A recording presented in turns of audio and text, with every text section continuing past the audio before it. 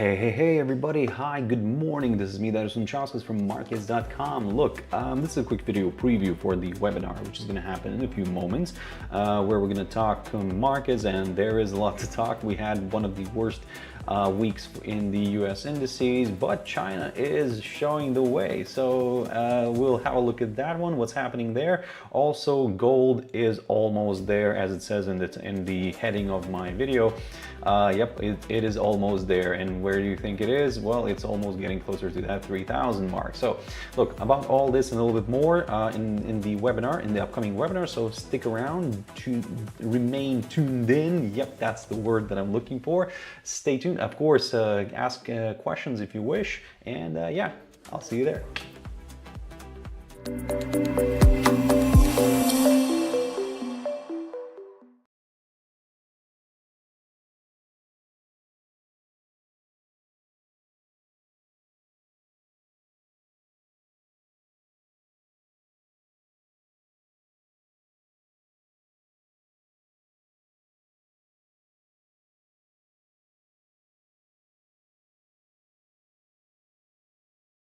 All right, ladies and gentlemen, hello and good morning, everybody. Hi, sorry for the little delay because again, I had a few issues with the camera here, but hey, managed to sort it out. So, look, ladies and gentlemen, it is Friday. It is Friday. I hope you can hear me and see me well.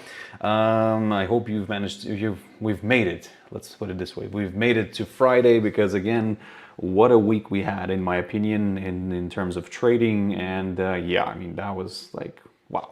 And it still is wow, to be honest, because we still have a full trading session here in Europe to go through.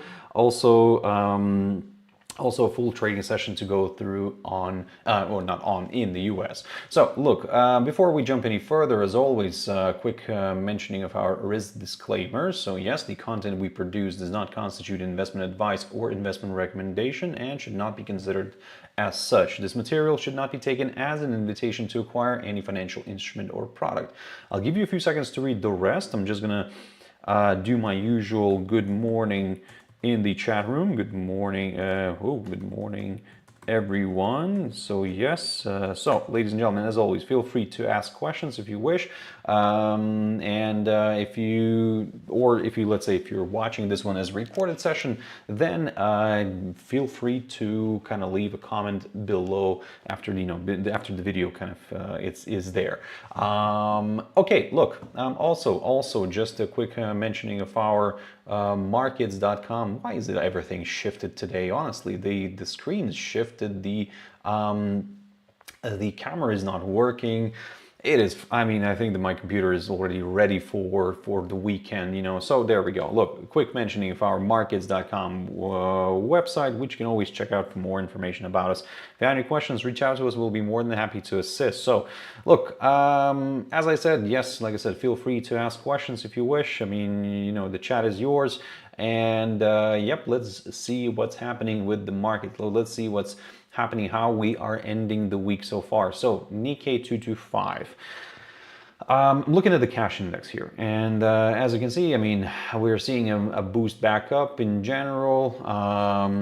The week for the index was also a little bit mixed, I would say. Yeah, so in terms of the week, how the week ended for Japan's Nikkei, I'm looking at another source here. It managed to remain in positive territory, so that's good.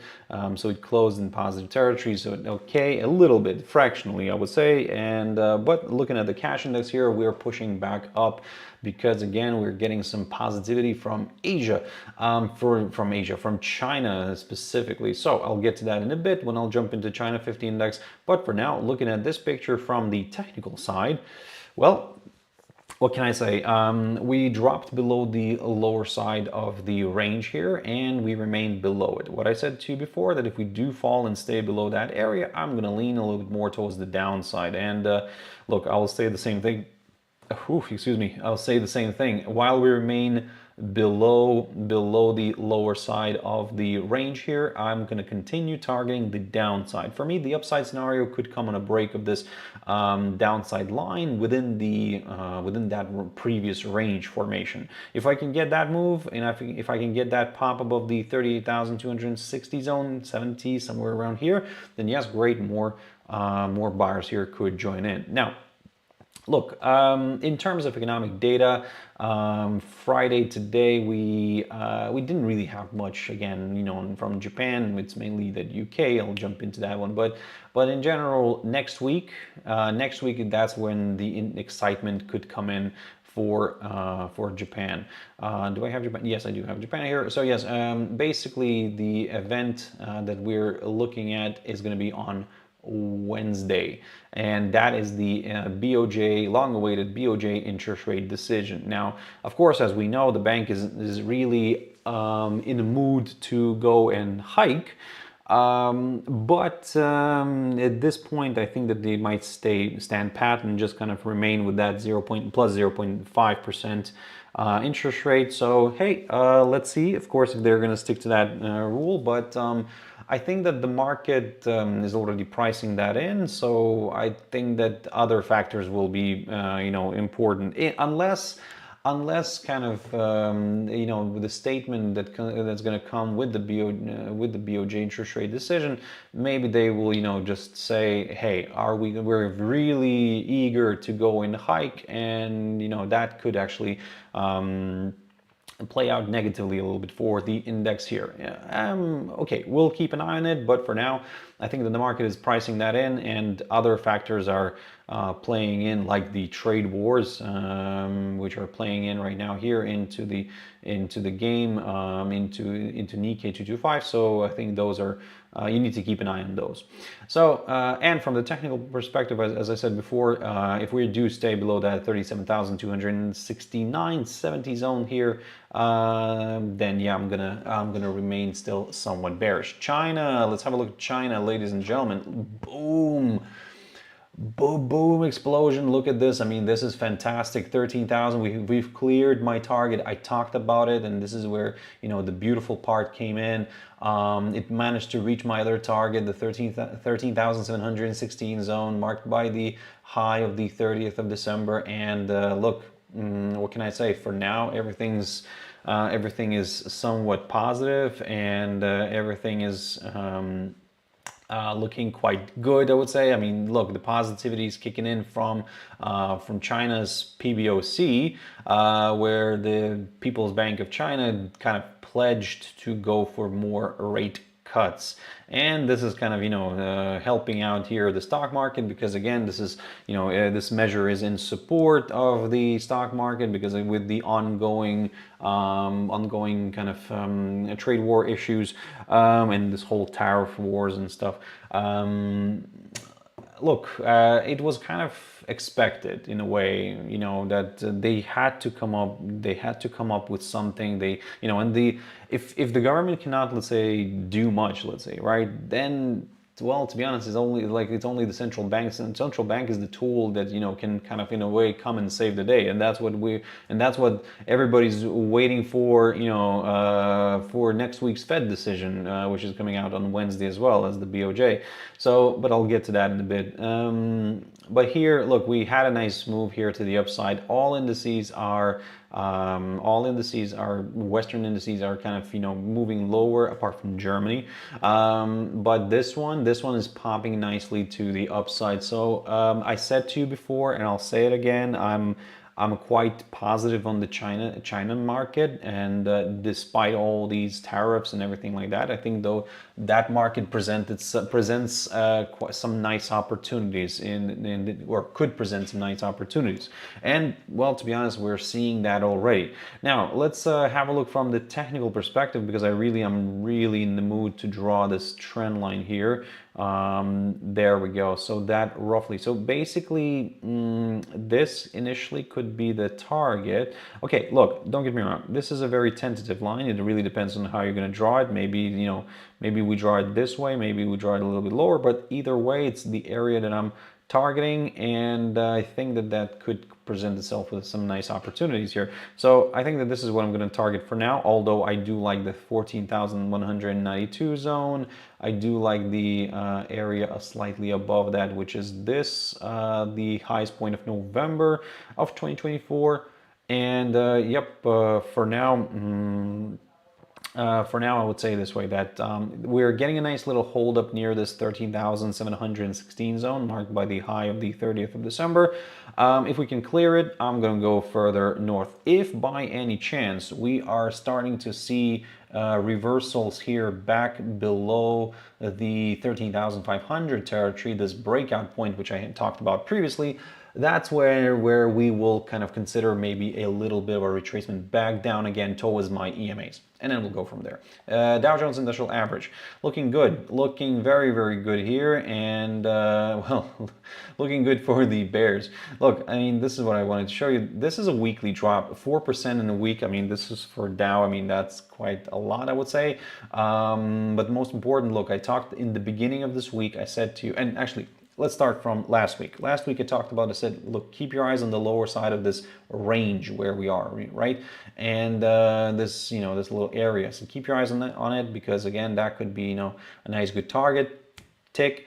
Then after that, I said, look, if we clear that, this is opening the door to some lower levels, and my next target could be this 39,986 zone, or roughly the psychological 40,000 zone on the cash index here. So not on the futures, on the cash. And because look, the futures are a little bit on the higher side. So what can I say? This, like I said, this is in a way on track, and I think that there could be some more downside to come, because next week I think that's when the the savior of the indices could come, and I'm talking about Mr. Jerome Powell. By the way, you can check out the, oh, you know what, I'll get to that in a bit. I'll leave this for later. So yeah, we have on Wednesday Jerome Powell coming up with the interest rate decision. So yep, check out the economic calendar at what time it's coming out on your side. But at the moment we're expecting no cuts, no nothing, no action. But again, we do understand that now the projection that there is going to be 3 cuts by the end of this year. Yeah, that's kind of constantly increasing. But look what's interesting. The 4 cuts diminished a little bit. We had this one, the 2 cuts lower than the forecasted one on Wednesday. I talked about this in my webinar, and now we've shifted back down. Okay, so basically it means that maybe the market is getting a little bit more optimistic. Maybe. Okay, that's an interesting thing here happening. But look, let's not rush into things, because I think that still this will change. This will still change, and this will still shift here and there. So yeah, let's at the moment it's nice to look, but let's focus more on this meeting and on the next meeting in May, because here the expectation is that the rate might also stay the same. So basically it seems like all the cuts could start happening in starting from June time. Okay, is that going to be the case? We'll see. But again, let's not rush into things. So long story short, for now and for the week, let me just jump into a weekly candle. For now, for the week, we are, we've dropped around 4%, maybe a little bit less right now. But at one point we've dropped 4.5%. I mean, that's a lot in my opinion. So hey, my question is, can we go further south here? Or actually, are we going to stay today somewhere around this area? Because look, today we don't really have much data from the US that's coming out, right? It's mainly the geopolitical tensions, all the ceasefire talks and all the tariff talks.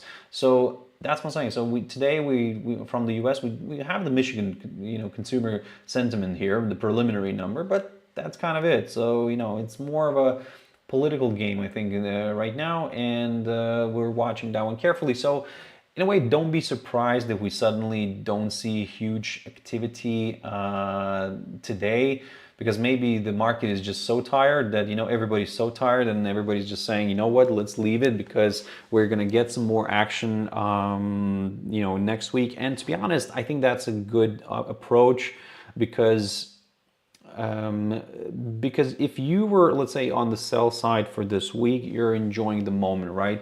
Look, I think that this is the point where people might start, you know, or the sellers could take some profits because they think, hey, maybe we'll rebound a little bit here, you know, up and move some side, we'll get some sideways action because we've tested that psychological 41,000 zone. We're currently just bouncing around it.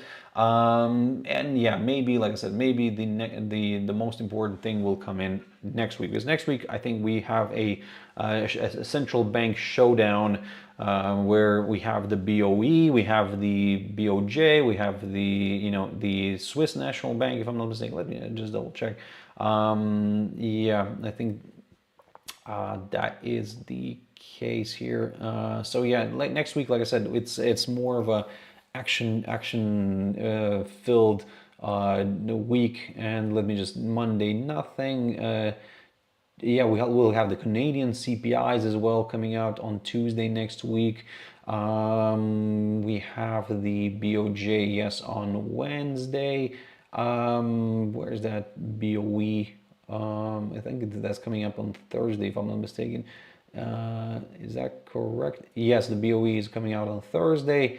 And the Swiss central bank is also coming out on Thursday. So yeah, that one, the Swiss central bank is actually expecting to, you know, we're expected to see a cut, you know, from plus 0.5 to plus 0.25. I mean, those guys are really kind of, you know, playing the other game here. I mean, those guys are actually in the cutting mode, and we're almost getting to the point where it's going to get closer to zero, you know, so they're really trying to stimulate their economy.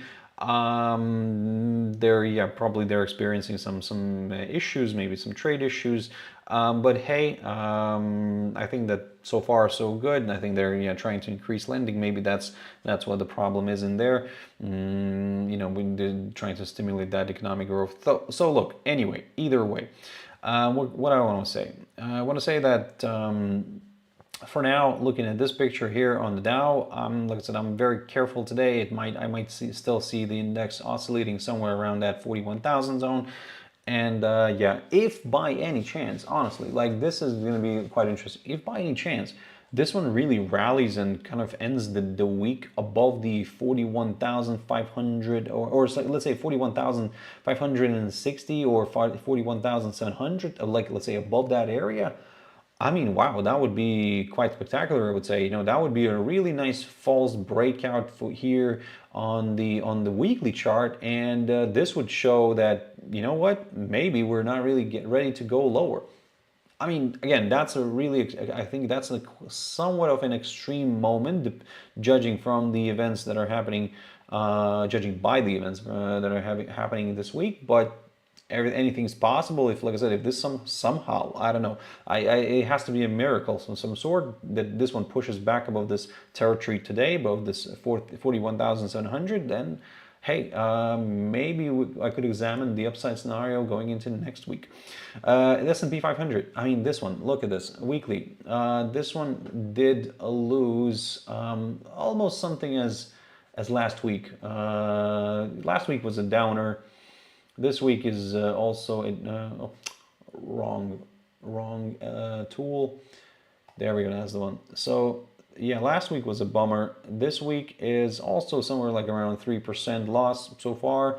Again, similar story with the, looking at the weekly chart here on the S&P 500. If somehow it pushes back above this 50-day EMA on the weekly chart, like I said, I'm really going to be surprised, and this is going to be, for me, somewhat of a positive, to be honest. I mean, let's see. Again, but of course, still, don't get me wrong, my target is this little area right there, the 5,385 zone, marked near the lowest point of September of 2024. Nasdaq is this one is struggling. Look, it's oscillating nicely around this 23.6 here on the Fibonacci retracement, which is drawn from the lowest point of October of 2022.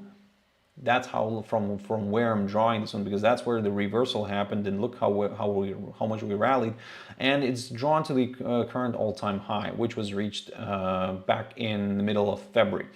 So that was, I mean, like, look, and then since then we sold off heavily. I mean, that was a spectacular move. This week, let me just show you what's happening this week. Okay, look, I mean, in comparison to previous weeks, this week seems to be like, it's okay, you know, only -3%. But in general, since February, since peaking in February here somewhere, we're already declining to -12%. The index is in negative territory for the year. Look at this. I mean, just a second. Where is that? Where's that January? There we go. It's the 3rd, 2nd of January. So that's what I'm talking about. So look, from this is where we opened, and so far we're kind of losing around not a full 8%, or actually around 8%. So that is, I mean, that is spectacular. This one is, the US indices are not really feeling the love of Trump's tariffs, and despite being very, you know, pro-US and everything like that, this is really, you know, this is really hurting, especially when other indices around the world are doing much better. This probably has to, you know, has to sting a little bit. This has to, you know, cause a little bit of pain and sadness, in my opinion, because if we jump into the German index, I mean, this one is just on fire. I mean, look at this. I mean, you know, yesterday I did a piece here on TradingView, and it got picked here as editor's pick, so you can check it out, and they call it the Booze Wars. So this was my little analysis here. So yeah, look, the booze wars, and those are happening right now, and because again, if you're not aware, so when US decided to launch their you know, 25% tariffs on aluminum and steel, basically that's like one of the big exports of Europe into the US, and of course it wasn't said that, you know, it's always directed against Europe. No, because nobody named it. Like, if the US was constantly naming, okay, this is a Canadian tariff, this is a Mexican tariff, this is like a Chinese tariff, and it seems like, in order not to damage the reputation, it seems like, oh, let's not name it, this is a tariff against the EU. Let's just put, you know, what is Europe exporting? What could harm the European economy a little bit? Well, the steel and aluminum industry. Okay, so let's put you know, the 25% on aluminum and steel. So it kind of captures everybody. So you're not really you know, being selective here. You're just saying, hey, I'm just putting tariffs, you know, on all stuff like that. So, but you understand that this is going to harm the EU. So EU kind of goes ahead and imposes, or says that it will impose from beginning of April, the tariffs on US booze, specifically whiskey, bourbon. And they're going to impose like 50% import duty on US whiskey, bourbon. And this is where, you know, it kicked off, and like, oh, you know, like the US, oh, you're going to do that? Well, we're going to do the, you know, the 200% on wine, beer, wine, and champagne.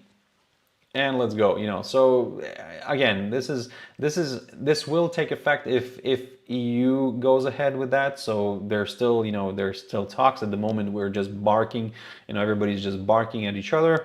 And let's see if EU eventually decides to bite back, actually, I have to say. Then yeah, we'll see if, you know, then most probably the US will decide to bite back again, and yes, we'll see these two kind of trying to fight it out. But at the moment in Germany, look, Germany exports a lot of beer into the US. I mean, obviously, understandably, because, you know, the country does produce good stuff in there. Yep, at the moment, just judging from the technical perspective, it seems like the DAX is holding off. I mean, it's not really harming the DAX too much. It seems like, yes, mainly it's the US that could suffer. So I think that still people will buy and everything like that. But one thing for sure, inflation might pick up, and this is where people are waiting for the first readings of inflation. For first inflation readings after these tariffs take into effect. And I think that for now we're still okay. So we need another month or two for all this to settle in. Let's say for all the tariffs to settle in and to see actually the real, the real thing, the real result that's happening from those. So that's what I'm saying. For now, everything seems to be kind of okay-ish, but look, I think that the market should not be, too relaxed. In general, yes, Germany is holding on. The German DAX is holding off very well, I would say. But again, everything, does come to an end eventually. So I'm not saying that, suddenly, you need to start selling DAX here or something like that. No, for me to get bearish on DAX, I would need to see somewhere maybe a drop below the 22,116 zone, somewhere here. The only problem here from the technical side that I have is the 50-day EMA here on the daily chart. By the way, I'm looking at the daily chart right now, and this one's shown as a green line. The EMA, the 50-day EMA, and then we have this little short-term upside line. Now again, look, these upside lines that I'm drawing here, these are a little bit on the tentative side. So very subjective, so be careful with that. So but again, another bearishness that I'm kind of seeing here is maybe something of a bearish flag or maybe bearish pennant forming here. You have our pole, you have our flag or pennant. Maybe that could be the case.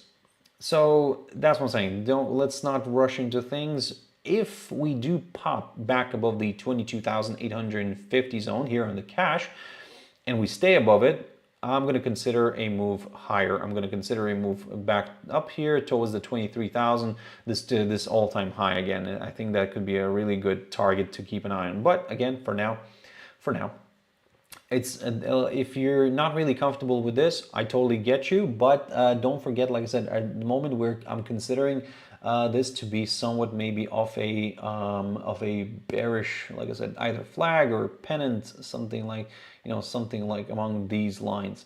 So in a way, yes, it looks a little bit more bearish. But look, if it breaks out, that's fine. We still have this area of support. If it could provide support, or together with this 50-day EMA. So in general, it still could drift lower. That's fine. Maybe it could do something like this instead. Drop lower, test the 50-day EMA, and then rebound and push back up. That's what I'm kind of thinking of right now. But again, as I said before, confirmation breakouts are needed, so we can assume as much as we want, but we still need to follow the rules, follow our, well, I'm trying to follow my rules, follow my setups. If all the boxes are ticked, then I do something about it. If the boxes are not ticked, at least one box is not ticked, then it's like a little bit of a lottery, because if all my boxes are ticked, then I'm kind of honest in front of myself that, you know what, I did everything, I'm happy, and it's just maybe the market didn't really work well. But from my side, I'm clear, so I'm honest in front of myself. So right now then, so yes, at the moment, like I said, I'm kind of cautiously bearish on this one, but a confirmation breakout is needed. Very quickly on the FTSE. Now the FTSE, we're seeing some positivity right now after we tested the 100-day EMA. Look how well this one is playing out. Amazing. We cleared the 50-day EMA shown here as the green line. We tested the 100. Amazing. So what I said to you before, that in order to go lower, I don't really have a specific level. I'm just going to aim for that 200-day EMA, wherever it's going to be. But for that, I need to drop below the 100-day EMA, which so far has been playing out as a good area of support. For the upside, let's put it this way. I would like to see a push back above the 8,610 zone right there. If we can get that nice clearance, wonderful. More buyers here could join in, and we could target that 8,837 zone. Again, we'll see. But yeah, we'll go step by step, of course. We're not going to rush into things, but hey, this could be a nice, good target to watch later on. But for now, still somewhat bearish on the FTSE 100. Economic calendar is showing us that we had the UK GDP numbers. There we go. this is a sad moment. Year on year, yes, 1%, okay, but the previous was 1.5, forecast 1.2. It came out at plus 1.1. So the month-on-month figure did drop into negative territory. So look, not good, of course, not good for the UK, but you know, still not devastating. And now, if the year on year could start falling, ooh, that would not really sparkle well with the market. Still, the fact that, you know, at these times, we're seeing, you know, the number coming out at 1%. So I think that the market is still kind of somewhat happy about this. By the way, this editor's pick here, this Boost Wars video, you can have a look. This was on DAX, and this is what I wanted to show you and mention that, look, you can always check out. Don't forget to follow us on TradingView, on YouTube, and, you know, everywhere where we are present for more content, you know, which hopefully you find useful. I'm trying to do my best. Anyway, look, ladies and gentlemen, first of all, thank you very much who's watching right now. I mean, I just wanted to quickly, you know, give a shout out to those who are watching this live. Thank you very much for tuning in. I really, really appreciate your time. If you have any questions, always reach out. You know, you can drop a question in the comment box in there. Let's quickly pick up on the US dollar just to see what's happening here. Amazing. Look at this, very, very technical. Look, oh my God. Okay, this worked out like a charm. Look at this. I was talking about this. I've drawn this Fibonacci retracement from the low of the 27th of September to the high of the 13th of January, and then look at this. It worked out like a charm. Like I said, it targeted all my levels, and the 70.5 worked out very, very nicely. I said to you recently in my previous video on Wednesday, I said, look, if we're gonna hit this, maybe we're gonna get a nice little rebound. There we go. We're getting that rebound. We got the rebound. We got the test of the 61.8 back from below. Now the question is, can we actually retest that again? And, you know, can we go higher here? Well, for that, I need to see a push back above the 61.8. Now, the problem that I have with the US dollar right now, look, it's rebounding, yes, but in general, it could stay somewhere, you know, worried, and the market participants could remain worried. You know what? I need to get rid of this Fibonacci. I think that it did its job. I think we can get rid of it. So now what I'm looking at here are some of these areas. I know that this got violated, this 103.26 zone, but I still like it, to be honest. But what I want to say is that we have the upcoming event next week, and that's, like I said, that's the Fed interest rate decision. We're also getting, before that, on Monday, we're getting the US retail sales. On Tuesday, what else? Industrial production.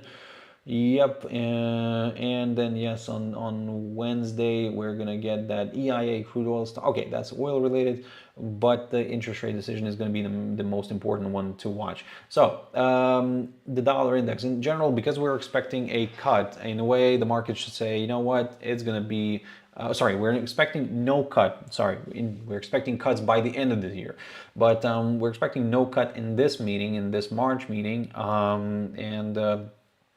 this in a way can play positively for, you know, for the index here, for the DXY.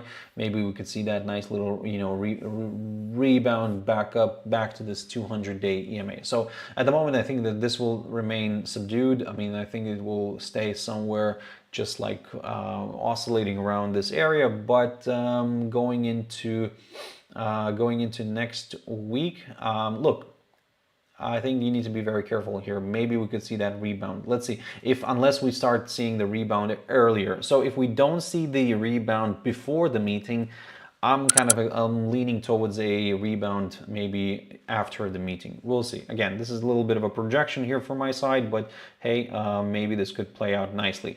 Look, what can I say? At the moment, I'm considering this.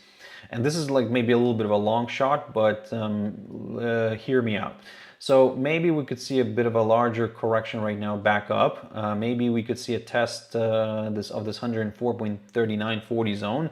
It provides, let's say, resistance. We drift back down, and then we create something of a higher low. And if we do that, now that's where I'm gonna then aim for the 200-day EMA. So basically, I'm currently thinking of something like this. Let's say we travel a little bit higher, we test this area, it provides good resistance, we drift back down, but we don't go for a lower low, and on the contrary, we create a higher low.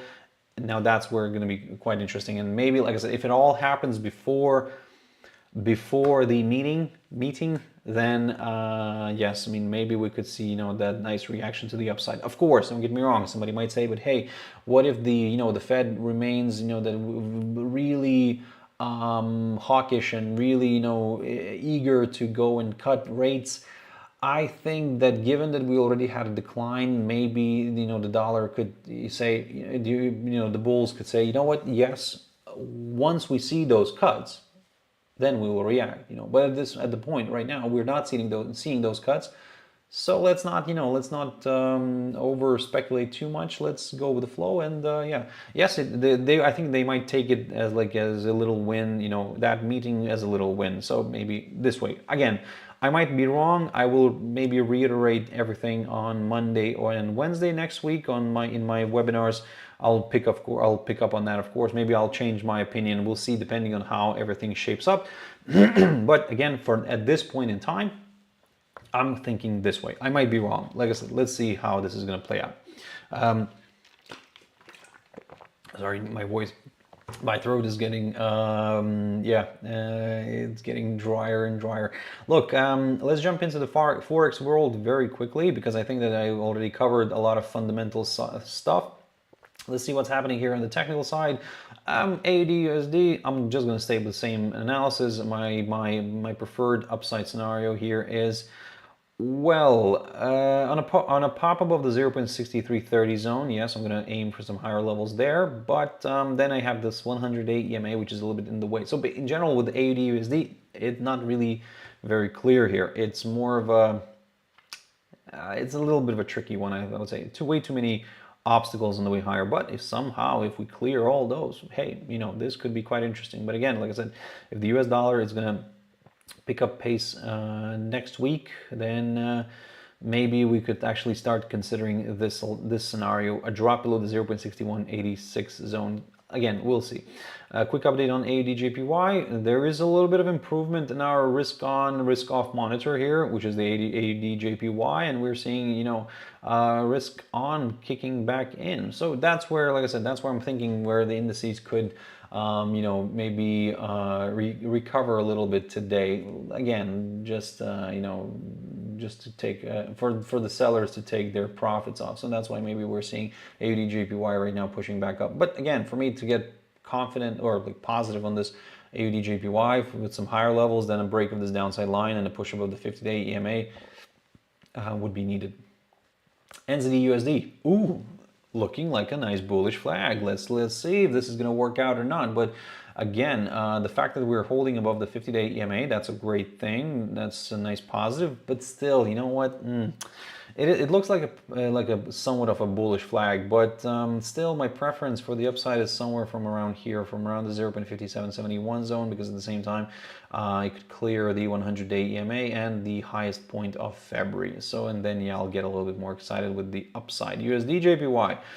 Ooh, pushing back up, the US dollar is trying to climb back up, but okay, look, I'm not getting really, very positive with this one yet. Still, my preferred scenario for the upside is from around here somewhere.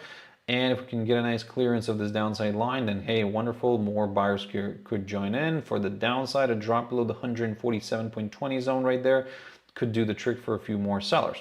That's, like I said, that's my game plan right now. But hey, I'm looking at this highlighted zone, which I talked about previously. This was my area of support, and you can see that it did a good job. Now, let's see if it's going to do a good job by acting as a good area of resistance. If it does, the downside scenario is not off the table.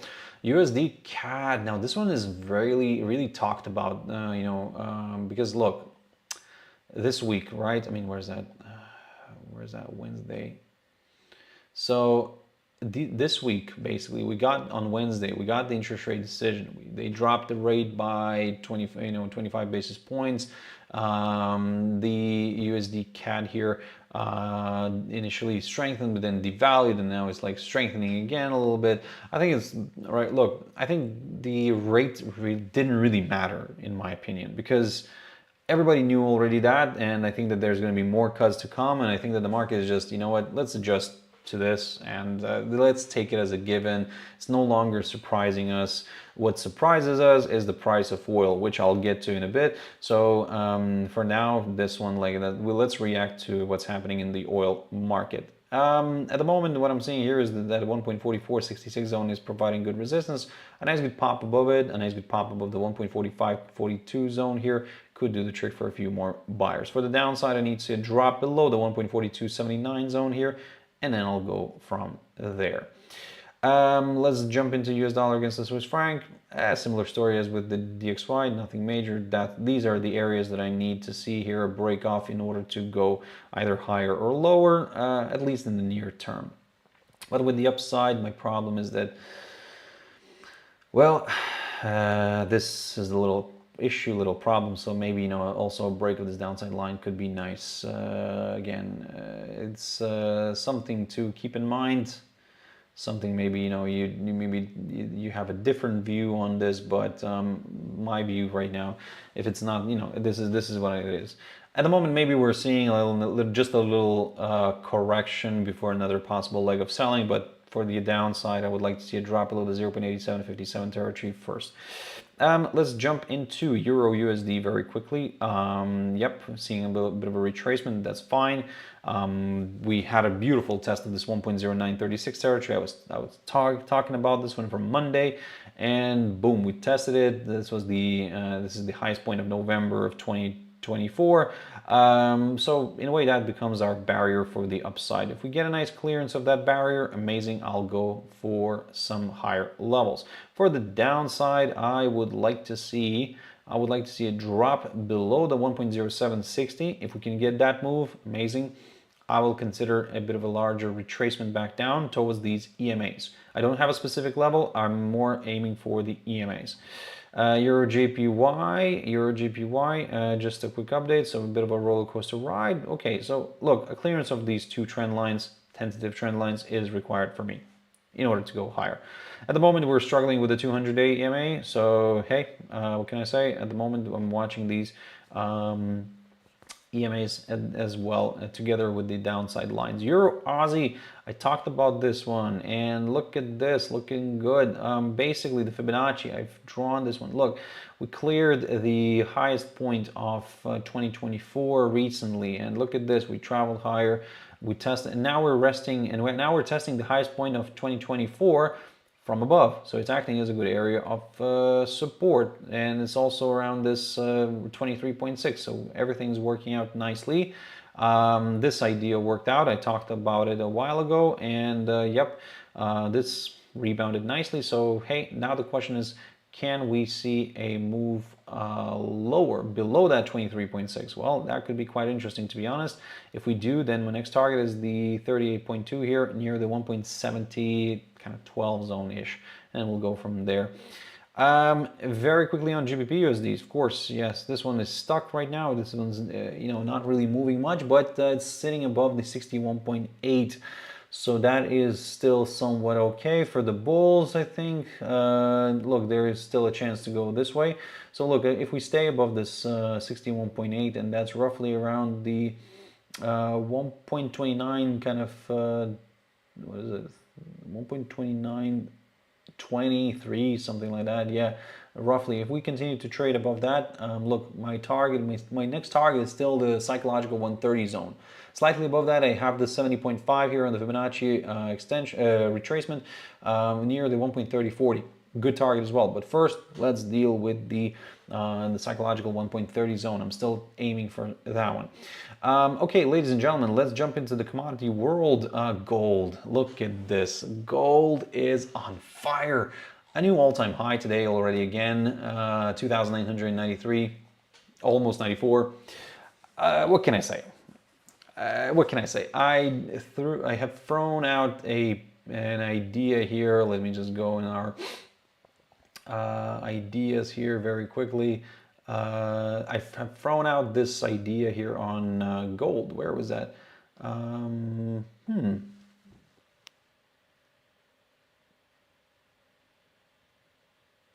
I know where it is. Sometimes I'm confused between these platforms here. Gold price up. Yep, yesterday I've thrown out this one, a video here you can check out on our Markets.com YouTube channel. Honestly, got confused already there. So yeah, you can check it out there on Markets.com. So I did a piece on gold, and hey, because on TradingView I've done gold as well, but a while ago where. When we were around like 2,150 before that, this recent correction down. So this was the idea, right? There we go. So yeah, look, 2,990. I think 3,000. Hey, can we do that today? Well, it would be really a big bummer if we wouldn't do 3,000 today. Honestly, we're already so close. And like, just do it. Honestly. Just do it, just touch it, and let's get on with our lives. And but I think that if it touches it, I don't think that this is going to be like, let's say, that point where everybody should just suddenly, oh, let's start shorting or something. No, I don't. Look, it could still overshoot. So the way we're going to look at it is this. Now, my beloved Fibonacci extension. Let's grab that one. Now, this idea is a little bit, how to say it, on the. It's a subjective idea. So look, this is what I'm talking about. So if you measure it this way, from the lowest point of December of last year to the highest point of February, and then to the low of the 28th of February, you'll see that we've cleared this 2,975 zone, which is around the 38.2, and the next target is the 50. So it's above the above the 3,000 mark, 3,920-ish, somewhere around there. But if we draw it this way, then we'll see that the 38.2 becomes the area which we kind of already are testing. And now this is where, like I said, this is where the confusion is a little bit. So like I said, it's really depends on how you're going to draw this. If you're going to draw it this way, then we're hitting an important area of resistance. But if this is just a piece of cake for the buyers, then you know what, 3,040 could be the next target. So that's what I'm saying. So be careful. So on one side, if you're measuring the Fibonacci extension from that side, it becomes that the next good target is the 3,020. But if you measure it this way, again, for some people it's different. But if you measure it this way, then it's 3,040, 42, 43 zone. So just be cautious about it. Be careful, because again, like I said, it's look. I'm just not going to rush into things, because I think that during the European session, maybe we could get a little bit of a retracement here or something like that.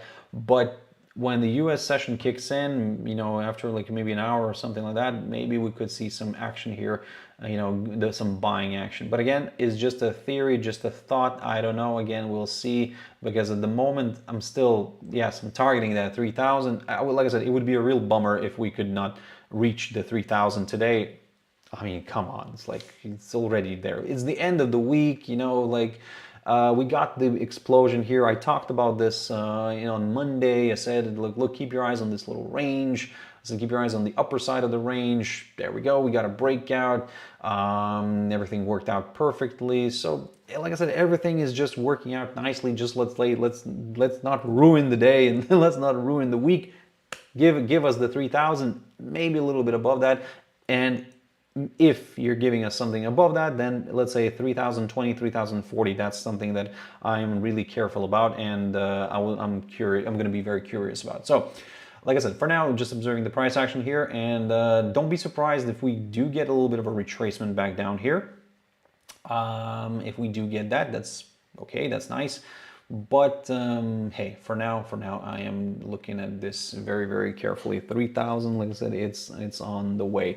It seems like that. Silver, also pushing nicely. So hey, this one's a little bit on the more modest side, but not doing the all-time highs.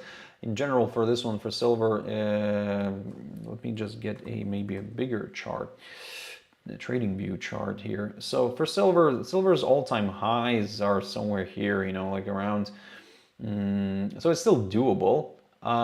Look, silver reached this area, I think. Just double check. Yeah. Around, oh no, that's, sorry, that's not even the 40. Okay, I'll keep this one.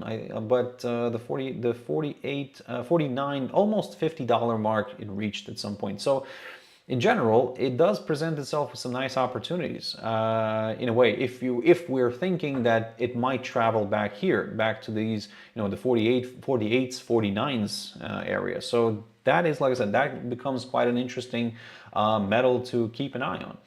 Not saying anything, but again, looking at the pictures here so far, yep, so far doing a good job. Let's jump into oil. Oil is flirting with that $67 mark and also with that 65 zone. So I talked about this a while ago. Look, for now, this is the game. So for now, I'm watching this downside line taken from the highest point of January. And the question is for me, can we see another decline here? Look, I'm going to approach this from a very simplistic side, or, you know, I'm going to approach this in a very simplistic way. I'm going to lean towards lower levels if we do fall below the $65 mark. If we don't, we might bounce around somewhere there. For me, the upside scenario is still, you know, I need to see not only a break of this downside line, but maybe also a push somewhere above this 50-day EMA. And if we can get that move, amazing. More buyers could join in. Natural gas. Natural gas is looking good. I mean, look at this, broke the upside line. Now it seems like there could be a more bit of a move to the downside, a further move downside towards the 50-day EMA. That's what I'm going to aim for now. Let's see how this is going to play out. Coffee, my beloved coffee. There we go. False little breakout here happening. So, but again, it's not the end. So let's see what's going to happen further, because look, this happened yesterday. The futures, the market is not open yet. So if somehow this, you know, continues to break the upside line, I'm leaning towards the downside. But hey, so far this upside line has been doing a fantastic job. You know, when I'm saying doing a fantastic job, I think I should put it on a specific accent as well, and just, you know, do this as well. So anyway, yeah. Yeah, trying to mimic a specific person. Anyway, yeah, I need some lessons on probably, you know, impersonating. So for coffee, I'm going to take a very conservative approach here, and I'm going to wait for a break above the 411 zone in order to get comfortable. I do understand I like this upside line, but still I would prefer to keep an eye on just on the 411 zone. If for the upside, for the downside, yes, keeping an eye on this upside line. Let's see what's going to happen here. But again, I'll get more comfortable with some more downside if we do drop below the 366 territory, because this way it will confirm a forthcoming lower low. Let's see. Wheat. Wheat is stuck. It could be quite interesting, but it's stuck. In order for me to go higher, a push above all the EMAs here on the daily chart is needed. Sugar is nicely climbing back up, but my preferred scenario to the upside is a break above the $20 mark. Cotton, something that I love, and look, I like the fact that it you know, rebounded quite sharply. This is good.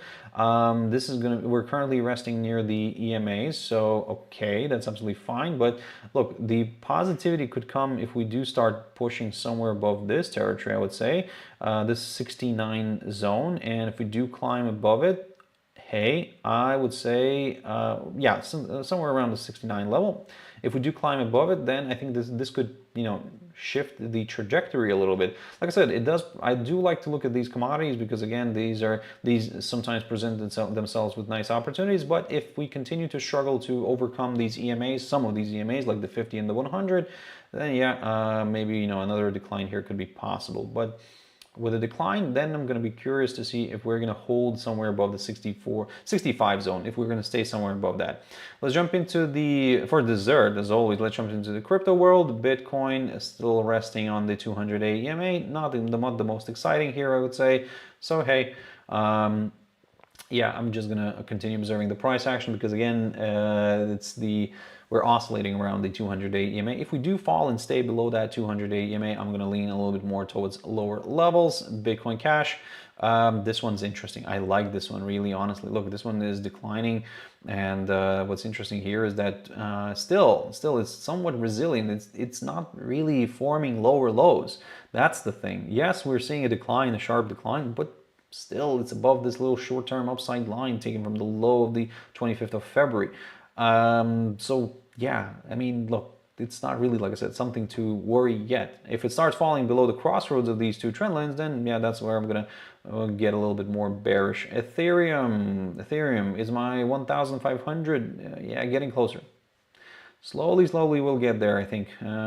We dropped below the 1,900 zone. I think that, yep, the 1,500 is could be the next target. Ripple is also trying to fight back.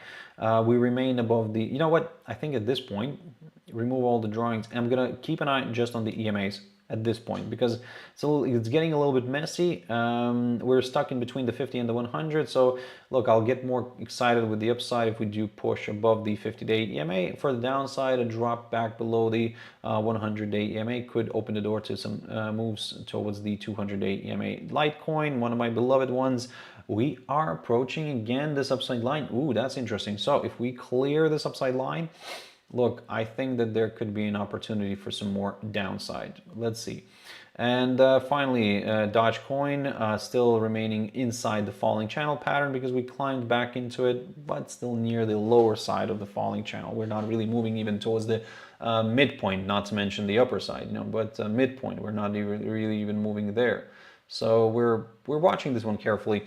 I do like this one, and if we do somehow stay above the lower side, there is still a good chance we could see a rebound back up here towards the midpoint. And also Polkadot is really, it seems like it wants to go lower, but at the same time it's quite comfortable in this box. So I'm not rushing into things. I said to you on Wednesday, look, for Polkadot, if we do push back above the 4.10 zone somewhere, I'll get a little bit more excited with the upside. For now, I'm cautiously bearish, but again, I need a confirmation break through this area, which is roughly between the 3.7557 levels. And then, yes, if we drop below the lower one, then of course a forthcoming lower low will be confirmed, ladies and gentlemen. So that's it for this session, ladies and gentlemen. I thank you very much for tuning in and watching this one till the end. I really appreciate your time. So hey, look, this week, like I said, was an interesting one. Next week could be an even more interesting one. So at the moment, like I said, the market is full of action, and the most important, as always, I keep on saying, stay safe, have your stop losses in place, risk only what you can afford to lose, don't overtrade, and everything will be fine. I'll see you on Monday, as always, 8 o'clock GMT time, 10 o'clock GMT plus 2 time, yeah, we'll go from there. So thank you very much. Have a beautiful trading day today. Like I said, if it's not going, you know, just don't touch it. Leave it for next week. Next week could be quite an interesting one. Just probably the gold and cryptos are the ones probably that could be the most interesting ones today. But again, I might be wrong. Maybe indices will continue to sell off rapidly. But yeah, have a beautiful weekend as well, and I'll see you on Monday. Bye-bye.